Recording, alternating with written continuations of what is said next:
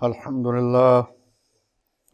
للہ نحمده ونستعینه ونستغفره ونؤمن به ونتوکل علیہ ونعوذ باللہ من شرور انفسنا ومن سیئات اعمالنا من يهده الله فلا مضل له ومن يضلله فلا هادي له وأشهد أن لا إله إلا الله وحده لا شريك له وأشهد أن محمدا عبده ورسوله صلى الله عليه وآله وسلم أعوذ بالله من الشيطان الرجيم بسم الله الرحمن الرحيم يا أيها الذين آمنوا لا تتخذوا بطانة من دونكم أما بعد فإن خير الحديث كتاب الله وخير الهدي هدي محمد صلى الله عليه وآله وسلم وشر الأمور محدثاتها وَكُلُّ مُحْدَثَةٍ بِدْعَةٍ وَكُلُّ بِدْعَةٍ ضَلَالَةٍ وَكُلُّ ضَلَالَةٍ فِي النَّارِ۔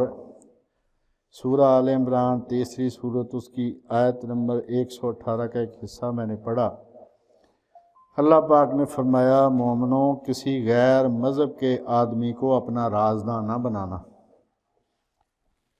جو بھی کوئی دوسرے دین سے تعلق رکھتا ہو اس سے کوئی راز کی بات نہ کرنا، اس کو اپنا رازداں یعنی گہرا دوست نہ بنانا۔ یہ لوگ تمہاری خرابی میں کسی طرح کی کوتاہی نہیں کرتے اور چاہتے ہیں کہ جس طرح ہو تمہیں تکلیف پہنچے۔ ان کی زبانوں سے تو دشمنی ظاہر ہو ہی چکی ہے، اور جو دشمنی ان کے سینوں میں چھپی ہوئی ہے وہ کہیں زیادہ۔ اگر تم عقل رکھتے ہو تو ہم نے تم کو اپنی آیتیں کھول کھول کر بیان کر دیں۔ اگلی آیت میں فرمایا کہ دیکھو تم ایسے صاف دل لوگ ہو کہ ان لوگوں سے دوستی رکھتے ہو، یعنی مسلمان جو ہیں وہ سادہ لوگ ہیں، وہ ہر ایک سے مخلصانہ طور پر بات کرتے ہیں، حالانکہ وہ تم سے دوستی نہیں رکھتے۔ وہ جتنا مرضی آپ سے پیار سے بات کریں وہ دل سے تمہارے دشمن ہیں، اور تم سب کتابوں پر ایمان رکھتے ہو، اور وہ تمہاری کتاب کو نہیں مانتے، اور جب تم اس سے ملتے ہیں تو کہتے ہیں کہ ہم ایمان لائے، اور جب الگ ہوتے ہیں تو وہ تم پر غصے کی وجہ سے اپنی انگلیاں کاٹتے ہیں۔ ان سے کہہ دو کہ بدبختو غصے میں مر جاؤ، اللہ تمہارے دلوں کی باتوں سے خوب واقف ہے۔ اگر تمہیں آسودگی حاصل ہو یعنی سکھ حاصل ہو، خوشی حاصل ہو تو ان کو بری لگتی ہے، اگر کوئی دکھ پہنچے تو وہ خوش ہوتے ہیں، اور اگر تم تکلیفوں کی برداشت اور ان سے کنارہ کشی کرتے رہو گے تو ان کا فریب تمہیں کچھ بھی نقصان نہ پہنچا سکے گا، اور یہ جو کچھ کرتے ہیں اللہ اس پر احاطہ کیے ہوئے ہے، یعنی اللہ ان کے سارے کرتوتوں کو جانتا ہے۔ اس ساری بات کا نچوڑ من دونکم یعنی تمہارے علاوہ کوئی بھی مذہب سے تعلق رکھتا ہو، کسی اور مذہب سے کسی بھی سے بھی تعلق رکھتا ہو، اس کو اپنا رازداں نہ بنانا۔ اس بات کو نبی کریم صلی اللہ علیہ وآلہ وسلم نے 2 لفظوں میں سمیٹ دیا، کیونکہ آپ تھے جوامع الکلم، مختصر بات کرتے، اس پر چاہے کتابیں لکھ لو۔ آپ نے فرمایا تھا الکفر ملت واحدہ، 3 لفظ۔ کسی بھی قسم کا کفر ہوگا وہ ایک قوم ہے، کبھی مسلمانوں کے دوست نہیں ہو سکتے۔ اب یہ جو میں نے آیات پڑھی 120 تک، 118، 119 اور 120، ان کی جو تشریح استاد محترم حضرت مولانا محمد اسحاق رحمۃ اللہ علیہ نے فرمائی، یہ ان کی تفسیر ہے، اس سے پڑھ دوں تو اس میں آپ نے ذرا غور سے سننا ہے، اور پھر دیکھتے جانا کہ ہمارے ساتھ جو کیا ہے ان لوگوں نے، ہم نے ان کے ساتھ کیا رویہ رکھا، انہوں نے ہمارے ساتھ کیا رویہ رکھا۔ مولانا فرماتے ہیں کہ یہ آیت اس بات سے منع کرتی ہے کہ کفار سے جہاد میں مدد لی جائے۔ سب سے بڑی ضرورت تو جنگ میں ہوتی ہے نا آدمی، اس میں بھی کیونکہ جس سے کمزوری کے وقت مدد لی جاتی ہے اس کو رازدار بنانا بھی ضروری ہوتا ہے. جب مجبوری میں کسی کو مدد کے لیے آواز دیں تو پھر اس کو بیچ کی بات بھی بتانا ضروری ہوتی ہے، اور یہ کہ اس کو اپنا خیر خواہ سمجھا جاتا ہے. کفار مسلمانوں کو تباہ کرنے میں کسر نہیں چھوڑیں گے.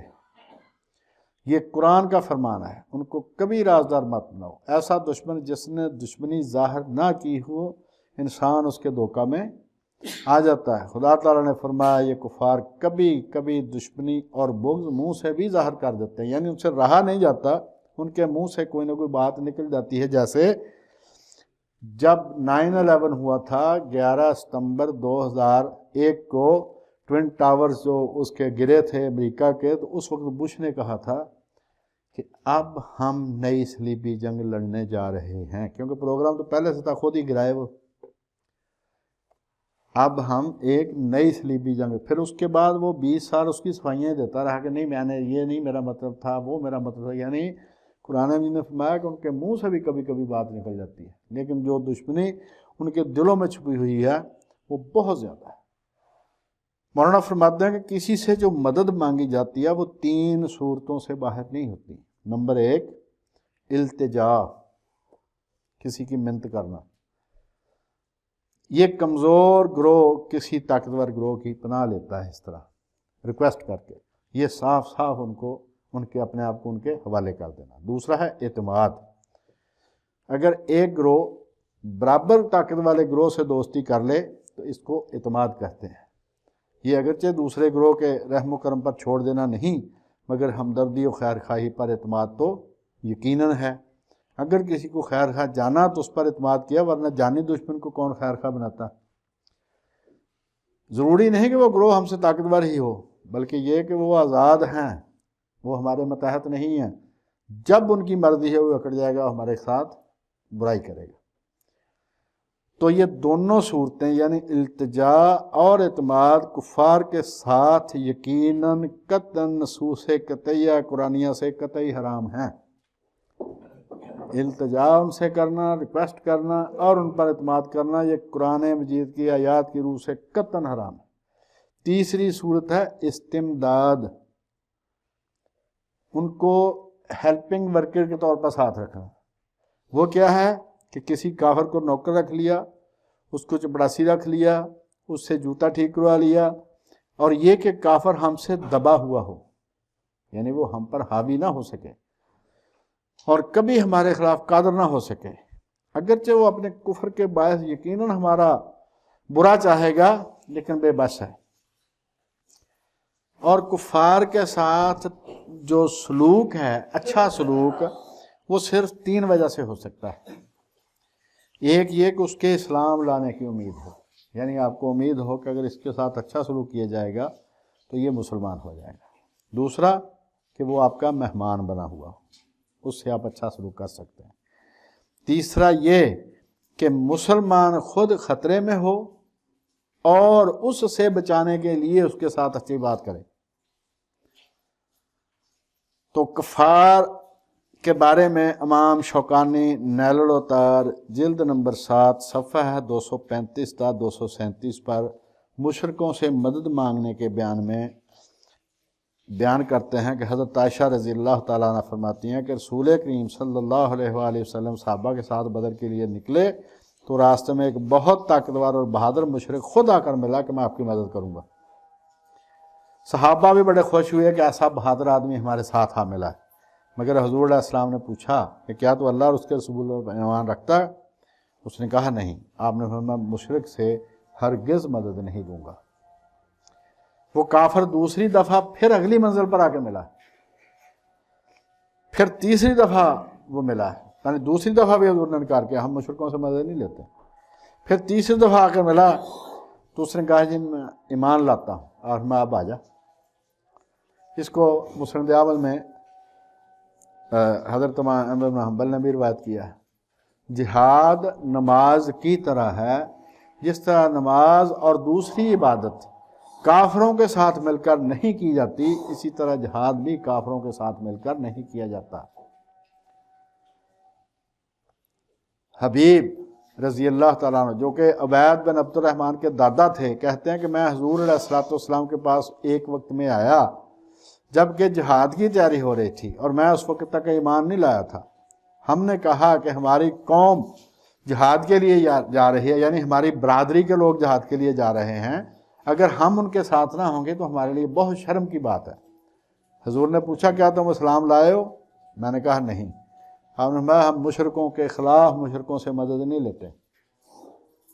پھر ہم اسلام لے آئے تو حضور نے ہم کو ساتھ جانے کی اجازت دے دی۔ اس کو امام احمد نے روایت کیا۔ حضرت امام شوکانی صفحہ 237 پر لکھتے ہیں، میں نے ساری روایات پر بحث کر دی ہے، صحیح ضعیف کی نشاندہی کرتی ہے، خلاصہ یہ کہ مشرکوں سے بالکل کسی قسم کی مدد نہیں لی جائے گی، کیونکہ حضور کا فرمان عام ہے اور ہر مشرک اور ہر زمانے کے لیے۔ پھر امام نے ایک اور روایت لکھی جس کو بخاری اور مسلم دونوں نے روایت کیا کہ ایک آدمی آیا جو لوہے میں بالکل ڈھکا ہوا تھا۔ اس نے کہا حضور میں پہلے جہاد کروں یا اسلام لاؤں؟ آپ نے فرمایا پہلے اسلام لا پھر جہاد کر۔ وہ اسلام لایا، جہاد کیا اور شہید ہو گیا۔ حضور نے فرمایا اس شخص نے محنت بہت تھوڑی کی اور اجر اس نے بہت زیادہ حاصل کیا، ابھی آیا ہے اور ابھی جنت میں داخل ہو گیا۔ ایک صحابی تھے اسہرم، عین سواد یہ رے میم، اسہرم رضی اللہ تعالیٰ عنہ۔ وہ ان میں سے ہیں جنہوں نے اللہ کو ایک سجدہ بھی نہیں کیا اور جنت میں چلا گیا۔ وہ کیسے؟ یہ بنی عبد الاشل ایک قبیلہ تھا، اس کے یہ یہودی تھے۔ جنگ احد والے دن جب یہ اپنے محلے میں نکلے تھے، انہوں نے دیکھا کہ وہاں پر کوئی مرد نہیں، تو انہوں نے وہاں عورتوں سے پوچھا کہ سارے مرد کدھر گئے؟ انہوں نے کہا حضور کے ساتھ جہاد پر چلے گئے، جنگ احد جب ہوئی ہے۔ تو کہتے کہ میں سوچتا رہتا تھا کہ اسلام لاؤں یا نہ لاؤں، تو پھر میں نے اس دن کسی کو بتائے بغیر کلمہ پڑھا ہے اور جہاد کے لیے جنگ احد چلا گیا، بغیر کسی کو بتائے، اور اپنا منہ ساتھ چھپا لیا، حلیہ اپنا بدل لیا۔ تو جب وہاں پر یہ زخمی ہوئے ہیں تو لوگوں نے پہچانا، تو انہوں نے پوچھا کہ تو اسلام کو مانتا ہے، تو کیسے ادھر آ گیا؟ اس نے کہا نہیں، میں اسلام کو مانتا ہوں اور اسی لیے میں جہاد میں رسول اللہ کی مدد کے لیے آیا ہوں۔ پھر اس کے بعد ان کی روح پرواز کر گئی۔ حضرت ابو ہریرہ رضی اللہ تعالیٰ عنہ کہتے ہیں ایک نماز کا وقت بھی اس پر نہیں آیا اور جنت میں پہنچ گیا۔ تو حضرت مولانا نے یہاں پر شعر پڑھا تھا فارسی کا، نیرو عشق بیں کہ درین دشت بے کراں گامے نہ رفتائیں و منزل رسید۔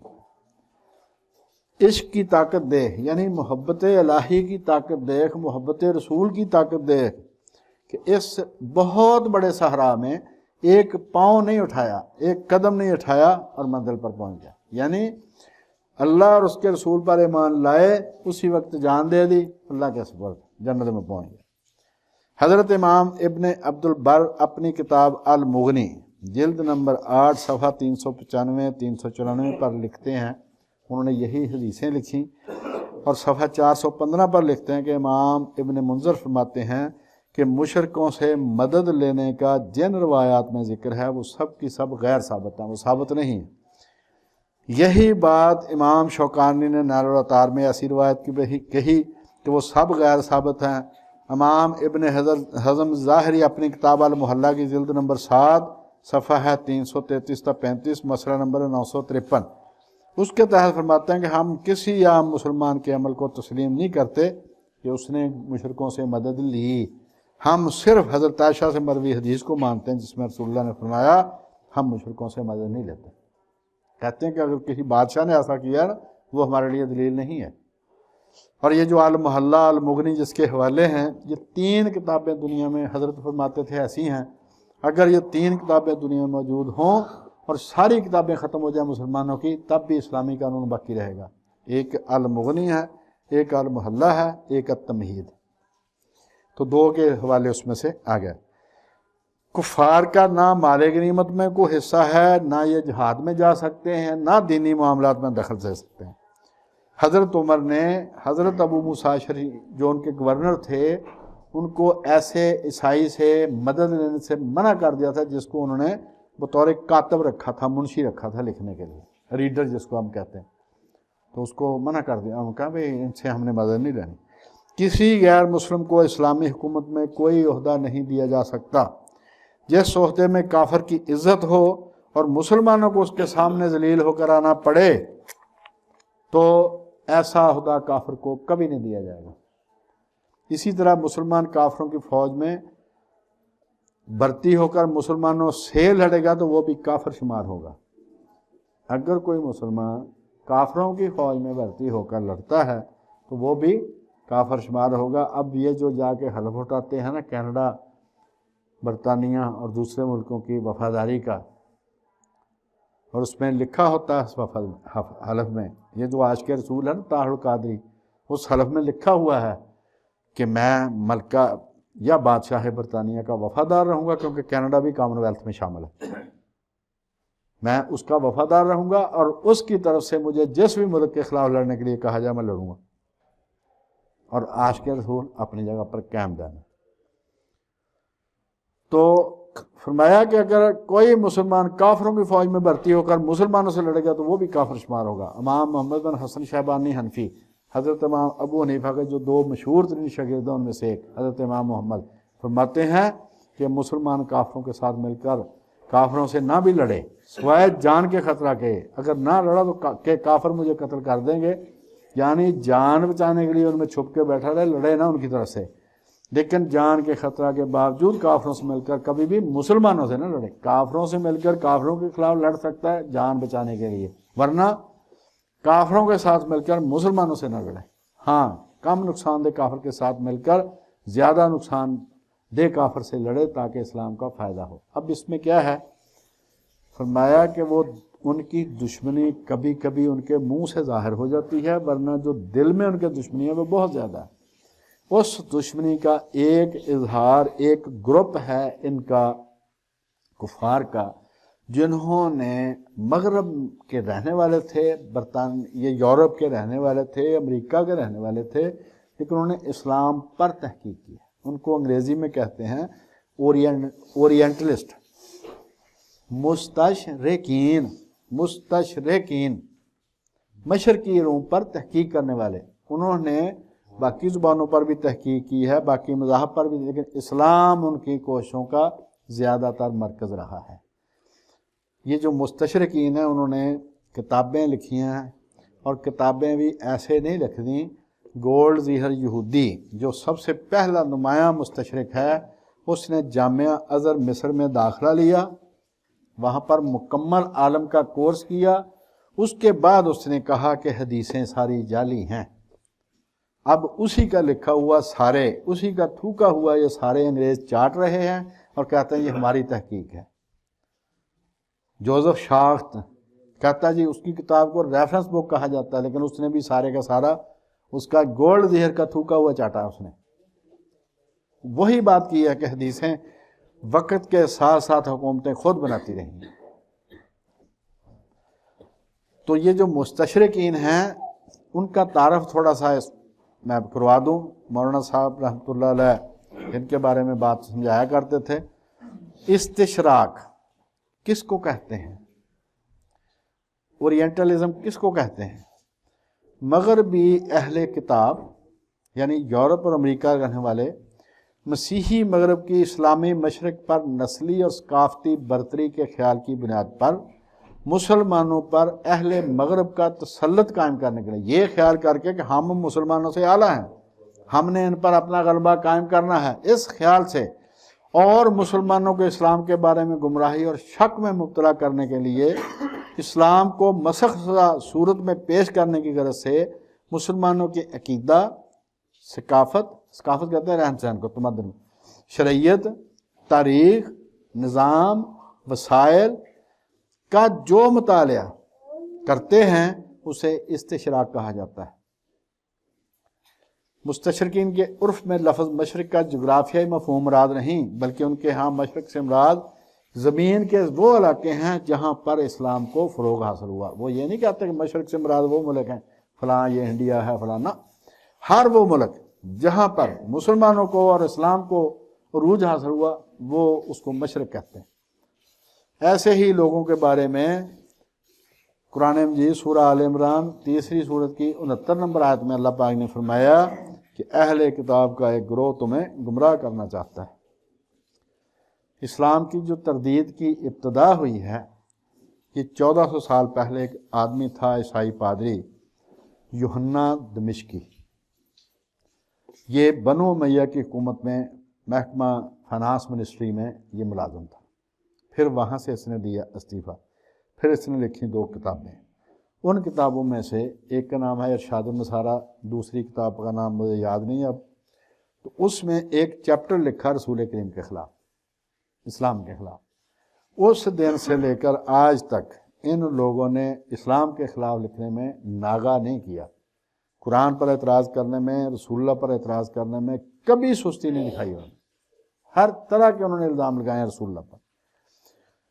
وہ ہشام بن عبد الملک کے دور میں بیت المال میں ملازم تھا، اور اس نے ملازمت چھوڑ کر، ہاں دوسری کتاب کا نام بھی یہاں پر لکھا، محاورہ مال مسلم اور ارشاد النصارہ فی جدر المسلمین نامی 2 کتابیں لکھی ہیں اس نے۔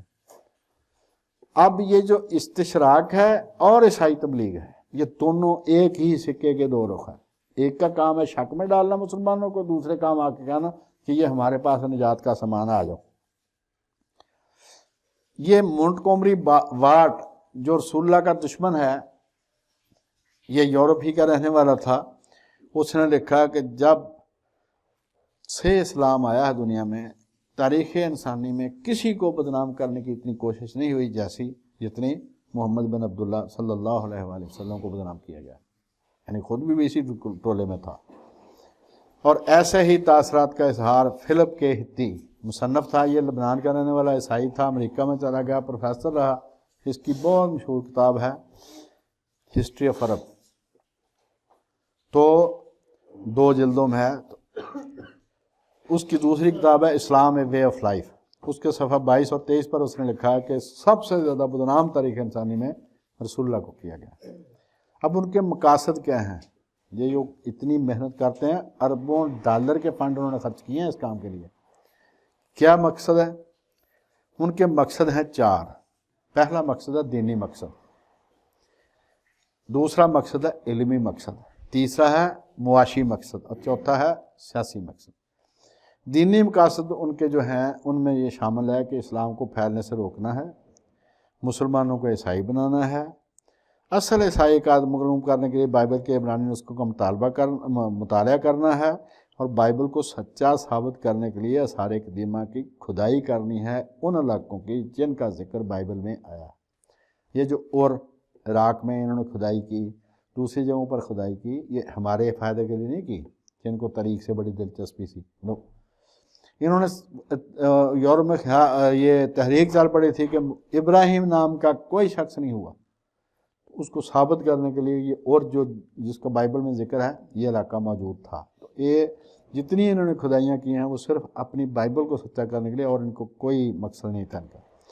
علمی مقصد ان کا ہے مخطوطے خریدنا، یہ جو ہاتھ سے لکھی ہوئی کتاب ہے اس کو مخطوطہ کہتے ہیں، وہ خریدتے ہیں، بس پیسے جتنے منہ مانگے گے وہ دیتے ہیں، لیکن لے جاتے ہیں وہ۔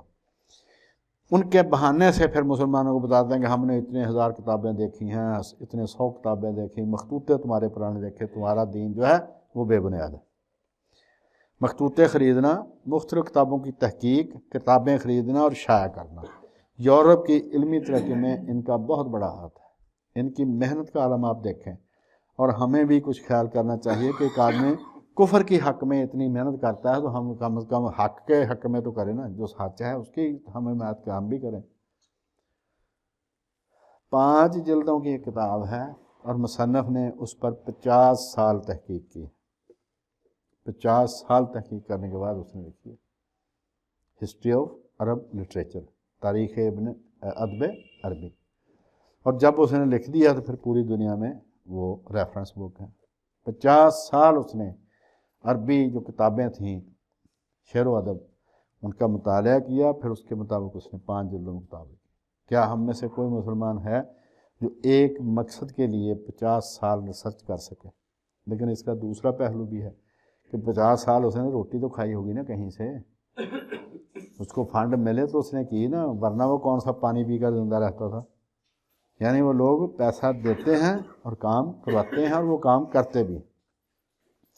اقتصادی مقاصد، اہل مشرق کے ساتھ تجارتی معاملات اچھے طریقہ پر طے کرنے کے لیے وہ عربی وغیرہ زبانیں سیکھتے ہیں، اور ان کی عربی آپ سنیں پھر بولتے ہیں وہ عربی، कई ज़ुबानें जानता है एक आदमी।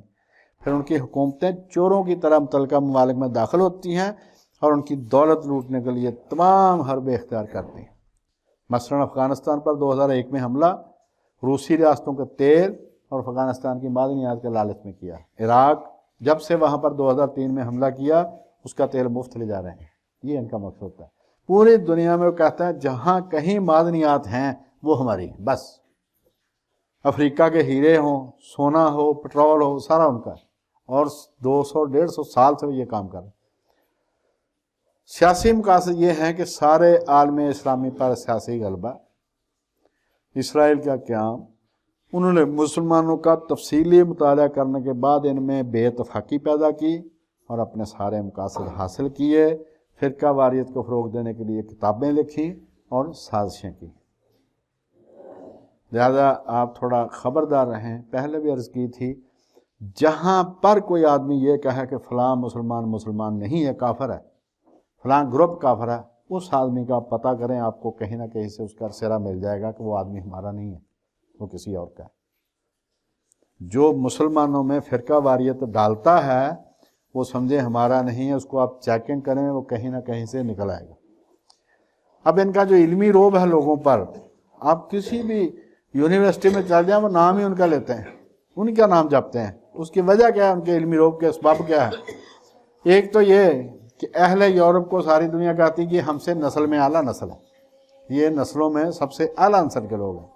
फिर यह कि मशरकी ममालिक पर उनका कब्ज़ा जो है वो भी सबब बना कि सारी दुनिया उनको अपना आका तस्लीम करने। उन्होंने अहले मशरक को निकम्मा और अहले यूरोप को आला अकल का मालिक साबित किया। बहुत बड़ा इल्मी ज़ख़ीरा उनके पास, इससे भी उनका रोल बहुत ज़्यादा पड़ा है लोगों पर। फिर मगरबी निज़ाम तालीम, उन्होंने इदारों के ज़रिए, स्कूल, कॉलेज, यूनिवर्सिटियों के ज़रिए उन्होंने सबके जहन अपने काबू में कर लिए। यूरोप की मादी तरक्की और मुनज़्ज़म ज़िंदगी, वहाँ पर जो तरक्की हुई है, इजादात हुई हैं, वहाँ पर जो कानून का एहतराम है, इससे भी लोग बड़ा मुतासर होते हैं। फिर नादर इल्मी किताबें उन्होंने अपनी तहकीक, हाशिया लगा के, फरिश्तें बना के वो शाया की हैं। जैसे जर्मन मुस्तशरिक कार्ल ब्रोकलमान ने तारीख़ अदब अरबी 50 साल की तहकीक के बाद लिखी। उसके बाद विंसिक, ये लबनान का था, बैरूत का, उसने हदीसों का अल्फाज का इंडेक्स, शामला तो अब आया ना, पहले जब मैनुअल होती थी किताबें, 11 जिल्दों में उसने हदीस की किताबों का इंडेक्स तैयार किया था। मौलाना के पास वो थी किताब कि कोई आपको फ़िक्रा आता है हदीस का, फ़ौरन उसमें से किताब निकाल सकते हैं। ये किसने किया? ईसाई ने। हम सिर्फ एक दूसरे को काफिर करार देते हैं, बस इससे आगे हमारे पास कोई और मसरूफियत नहीं।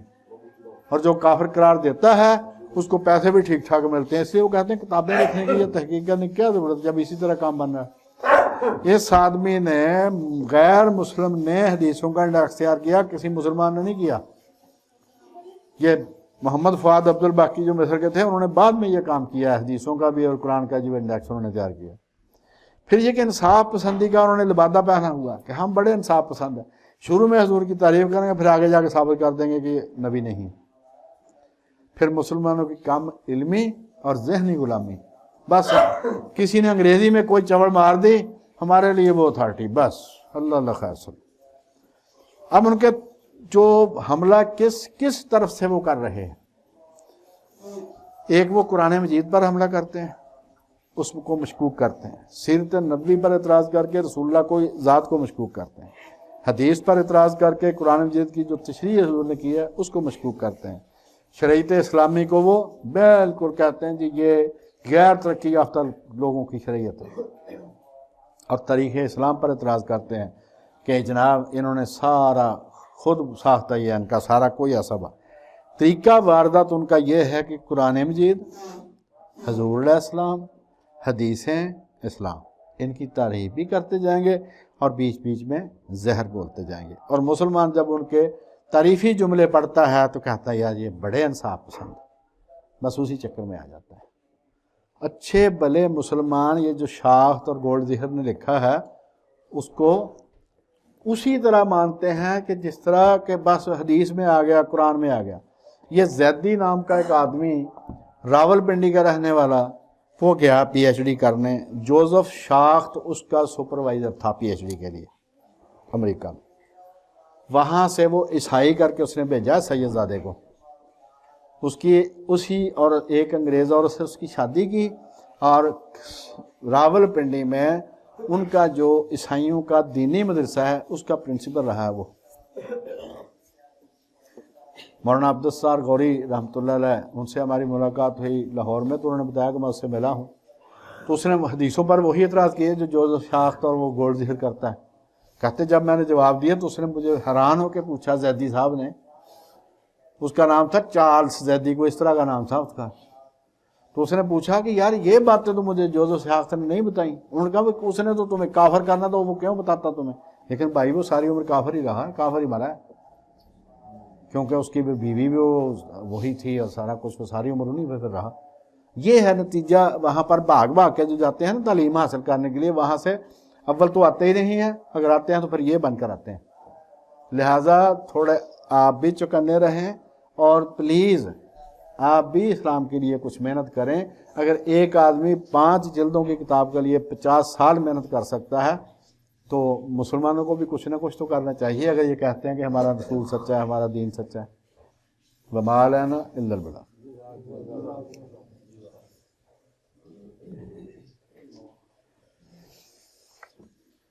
الحمدللہ رب العالمین الرحمن الرحیم، اللہم صلی علی محمد وعلی آل محمد کما صلیت علی ابراہیم وعلی آل ابراہیم انک حمید مجید، اللہم بارک علی محمد وعلی آل محمد کما بارکت علی ابراہیم وعلی آل ابراہیم انک حمید مجید، لا الہ الا انت سبحانک انی کنت من الظالمین، رب اجعلنی مقیم الصلاۃ ومن ذریتی ربنا وتقبل دعا، ربنا اغفر لی ولوالدی وللمؤمنین یوم یقوم الحساب، ربنا آتنا فی الدنیا حسنۃ وفی الآخرۃ حسنۃ وقنا عذاب النار، یا ذا الجلال والاکرام، یا حی یا قیوم برحمتک نستغیث، اصلح لنا شأننا كله ولا تكلنا إلى أنفسنا طرفة عين ولا إلى أحد من خلقك أبدا،